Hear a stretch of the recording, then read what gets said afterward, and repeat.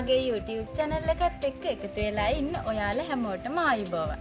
ඉතින් මම අද කතා කරන්න යන්නේ ණය මිරිස් පැලයක් කොහොමද හිටවගන්නේ කියලා. මුලින්ම කතා කරනවා මේකට යොදාගන්න පස් මාධ්‍ය සකස් කරගන්නේ කොහොමද කියලා. මේකෙදි යොදා ගන්නවා කර 10ක්, ගොම පොහොර, මතු පිටපස්, කොම්පෝස්ට්.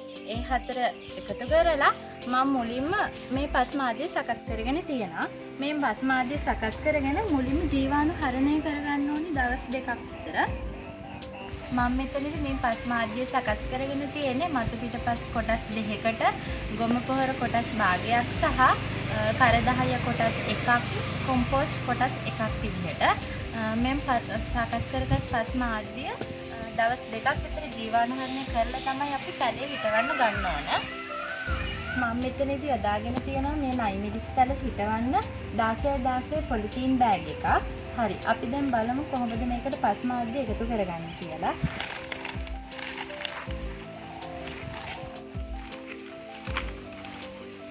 අපි මේ විදිහට මුලින්ම බෑග් එක සකස් කරගන්න ඕන.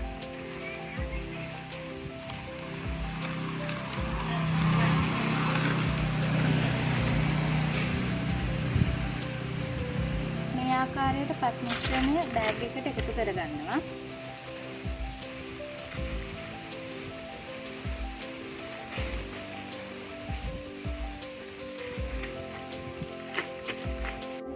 හරි. ඔන්න අපි දැන් පස් මාධ්‍ය පුරවගෙන අවසන්.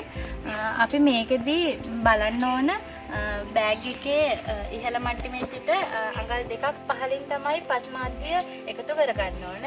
ඒ අපි පැලේ හිටවලා ටික දවසකින් ගොම් පොහොර, කොම්පෝස්ට් ආදී එකතු කරන නිසා. හරි. දැන් මේක අපි නැවතත් ජීවාණු හරණය කරගන්නවා. මේකදී අපි කැප්ටාන් තමයි යොදාගන්නේ.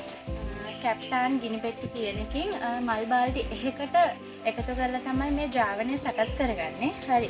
මම දැන් මේ විදිහට මේ ද්‍රාවණය සකස් කරගෙන තියෙනවා. අපි දැන් මේකට එකතු කරගමු. මේ ආකාරයට මේක එකතු කරගන්නවා. ඉන්පසු පැය දෙකක් විතර මේක අපි ජීවාණු හරණය වෙන්න තියලා තමයි පැලේ හිටව ගන්න ගන්නේ. මේ තියෙන්නේ මම පැය දෙකක් විතර ජීවාණු හරණය කරලා හදාගත්ත බෑග් එක. හරි. අපි දැන් බලමු පැලේ හිටවගන්නේ කොහොමද කියලා. මේකෙදි අපි නිරෝගී පැලයක් තමයි යොදා ගන්න ඕන.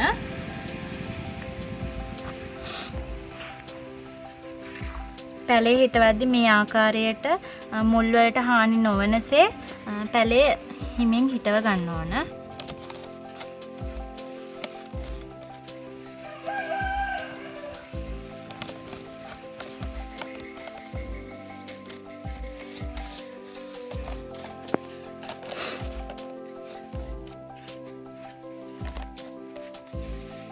ඉතින් යාළුවෝ මම හිතනවා අද මම කරපු වීඩියෝ එකකින් ඔයාලා ගොඩක් වැදගත් කරුණු දැනගන්න ඇති කියලා.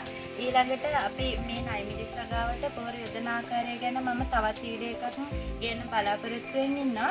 ඒ වගේ ලස්සන වීඩියෝ එකකින් හමු වෙනතුරු ඔයාලා හැමෝටම සුබ දවසක්.